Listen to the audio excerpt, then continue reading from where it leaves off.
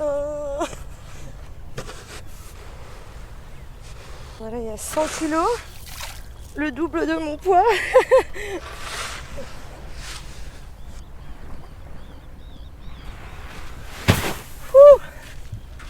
Ok. Presqu'île Guérandaise, août 2022. Les marais reflètent un ciel sans nuages. Pas une goutte de pluie n'est tombée depuis juin. Pour la récolte du sel, c'est une saison exceptionnelle. Sous les effets du soleil et du vent, l'eau du marais s'évapore et le sel se cristallise dans des bassins créés par la main de l'homme. L'œil sur les éléments, les paludiers et paludières apparaissent dans un paysage entre terre et mer. Le matin, c'est ce qu'il y a de mieux là. J'adore. Blandine Cadou, saisonnière. C'est ce qu'il y a de plus motivant dans la journée. C'est trop beau. C'est trop beau. Il fait frais, les couleurs sont magnifiques.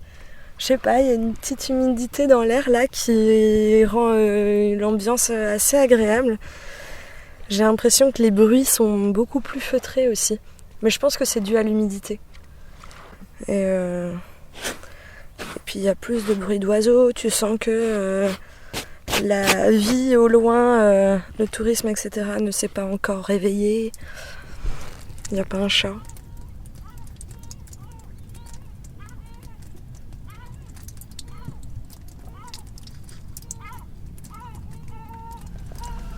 On est dans la presqu'île guérandaise. François Desmar, paludier.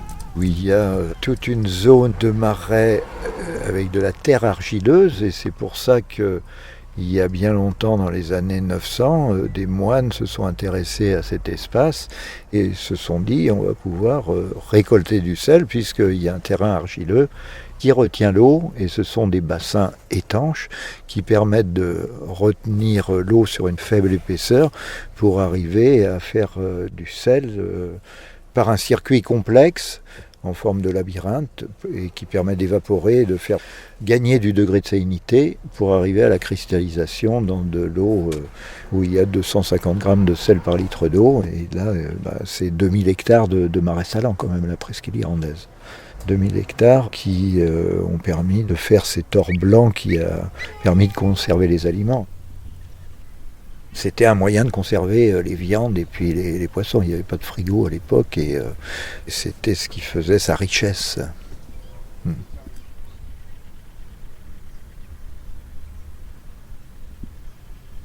Les conditions naturelles qui ont favorisé l'exploitation du sel dans la région de Guérande, entre deux estuaires, l'estuaire de la Vilaine et puis celui de la Loire, c'est en premier des conditions géologiques. Gilda Buron, directeur du musée des marais salants de Bas-sur-Mer. Les travaux qui sont les plus spectaculaires pour moi et qui nous permettent de comprendre comment, partant d'un terrain plat, on en fait un terrain avec des reliefs et puis des niveaux d'eau où l'eau est maintenue sous un niveau très fin.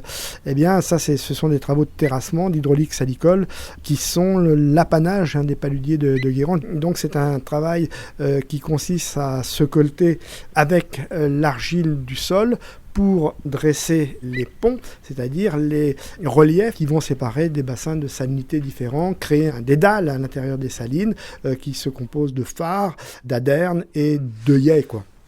Et tout ça, c'est fait de main d'homme, centimètre par centimètre.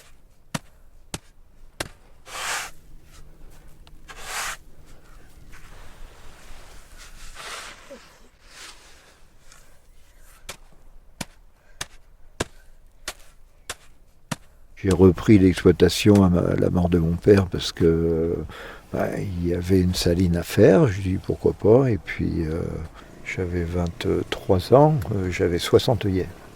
60 œillets, oui, c'était physiquement difficile parce qu'il faut les prendre dans la journée. Là, ça tire sur le dos, ça tire partout. Et c'était à l'époque avec des manches en bois qui pesaient 10 fois plus lourds que ceux en carbone qu'on a maintenant.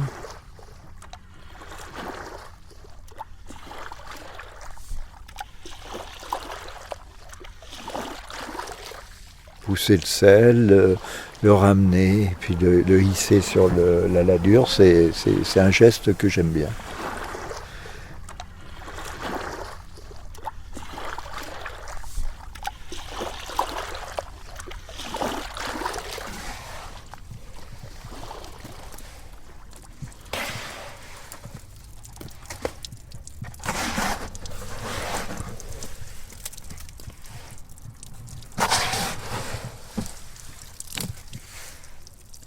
qui m'a étonnée particulièrement en arrivant, en fait, c'est de pencher ma tête au-dessus d'un œillet et de voir en fait la composition du gros sel, et qui en fait a une structure hyper cubique et en même temps en spirale. Et quand tu prends dans tes mains du gros sel, mais qui s'est formé vraiment dans toute son ampleur, on va dire, t'as l'impression de voir une ville s'extraire de là, plein de hyper cubiques, hyper verticales.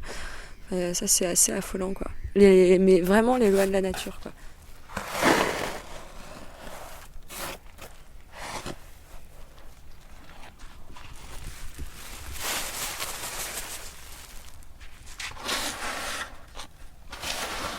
Tu as de l'eau, tu la fais circuler, et puis qu'à un moment donné, il y a des paillettes qui vont surgir de partout, et des cristaux qui vont venir de partout, et que tu vas pouvoir les ramasser. Et ça, c'est magique, ça, ce côté un peu mystérieux de la nature, où le NaCl, le chlorure de sodium, qui se transforme en cristaux, qui passe de l'état liquide à l'état cristal. C'est la magie.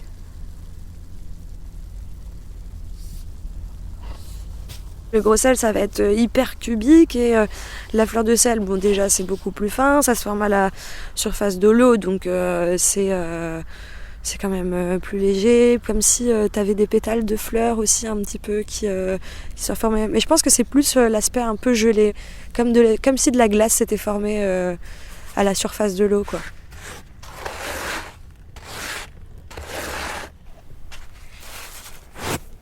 Hier, elle était tellement fine que j'adore trier dans ces moments-là. C'est une caresse. Là, tu la sens un petit peu plus épaisse quand même sous les doigts. C'est parce qu'il y a eu un vent d'ouest hier, et que du coup, il y a eu de la fleur à se former sous ce vent d'ouest. Et que du coup, sa structuration est plus lente et plus grossière, quoi.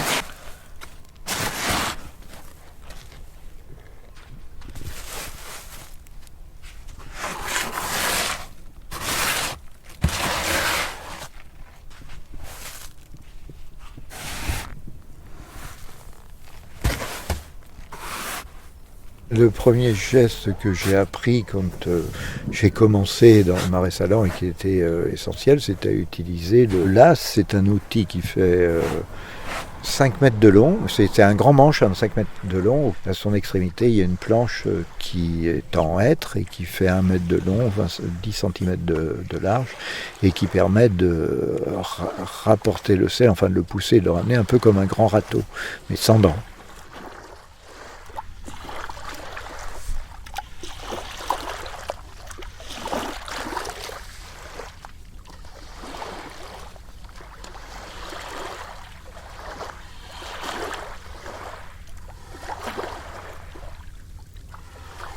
C'est ce qui m'a plu au début aussi. J'ai l'impression qu'en voyant les cueilleurs, ils effectuaient une danse, et j'imaginais très bien une chorégraphie, tu vois, à ce sujet, et puis exécuter des pas de danse avec cette grande perche, tu vois. Du coup, je me prenais moi aussi des fois, en ramassant la fleur, à me laisser un petit peu aller plus légèrement, tu vois.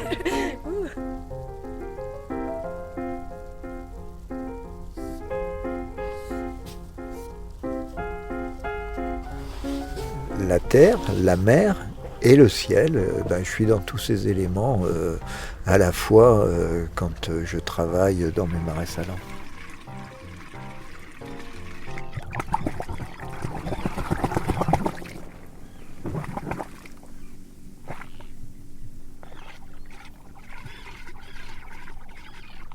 La première chose que je regarde dans le marais, c'est l'eau, comment elle est sur le terrain.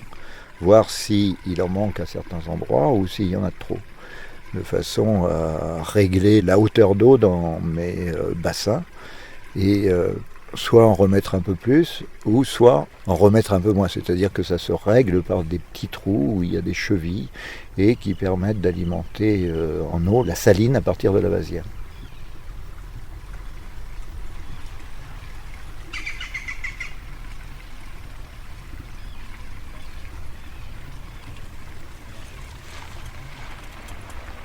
Je travaille dans la nature, mais en sachant qu'il y a des centaines et des centaines d'hommes qui ont travaillé à cet endroit depuis des centaines d'années et qu'il y en a certainement qui retravailleront à cet endroit-là pendant des centaines d'années si le sel continue comme ça et si on n'a pas un raz-de-marée qui vient d'effacer tout ça et qui est le principal risque qui nous pend au nez et où on l'a vu lorsqu'il y a eu Xynthia il y a une dizaine d'années, tout est passé par-dessus. Il y a des salines qui ont été complètement labourées où il fallait tout refaire dedans.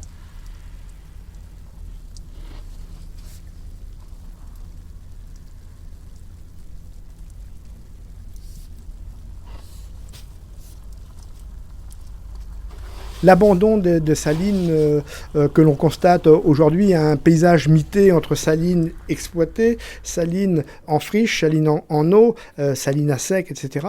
C'est le fruit d'un héritage d'abandon de parcelles années 70-80 et puis de reconquête aujourd'hui, mais la reconquête est extrêmement spectaculaire. On a reconnu finalement que ce qui faisait l'identité du territoire, c'était pas les plages.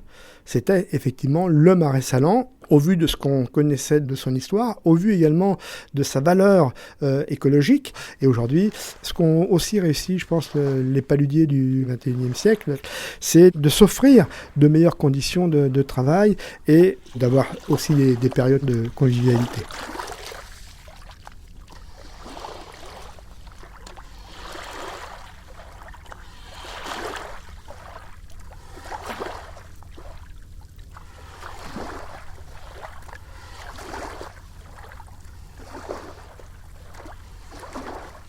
Quand je travaillais dans un bureau, je me disais pas allez, réveil à 6h, ce matin j'ai envie d'y aller super tôt, ça va être chouette. Non. Mais là, tu vois, ça me motive le lendemain. Je suis à me dire allez, couche-toi tôt. Comme ça, demain, tu seras super tôt, ça va être génial. C'est marrant.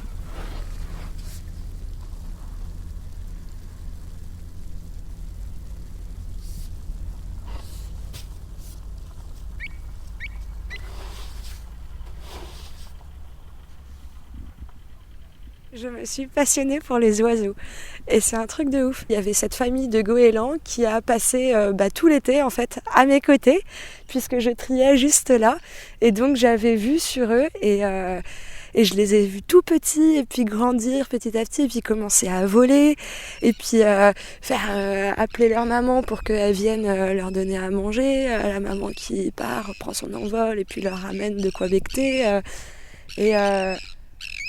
je crois que c'est des sternes. Il me semble que c'est des sternes, ouais. Mais je ne m'intéressais absolument pas aux oiseaux. Absolument pas. Et ça, c'est assez incroyable, ouais. Waouh! Elles sont trop belles! J'adore! C'est juste affolant, cette vie, quoi.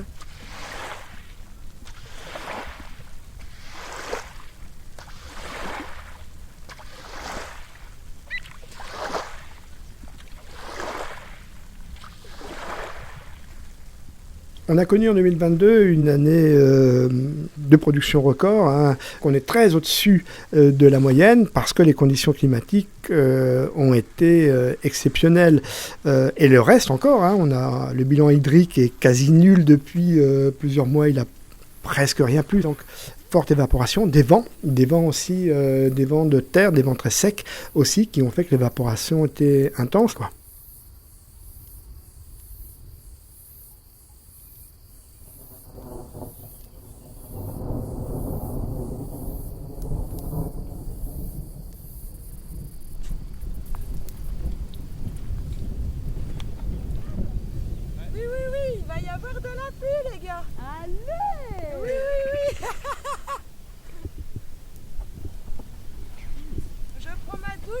Dessous ce soir. Ah oui.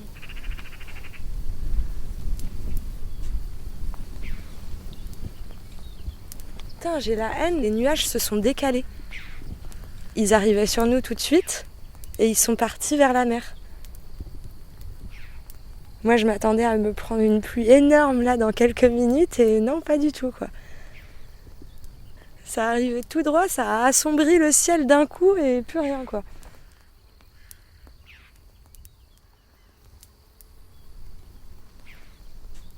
Moi, j'avais jamais eu de profession comme ça où on était si dépendant de la météo, quoi. S'il y a du soleil, ça marche. S'il pleut, tout s'arrête.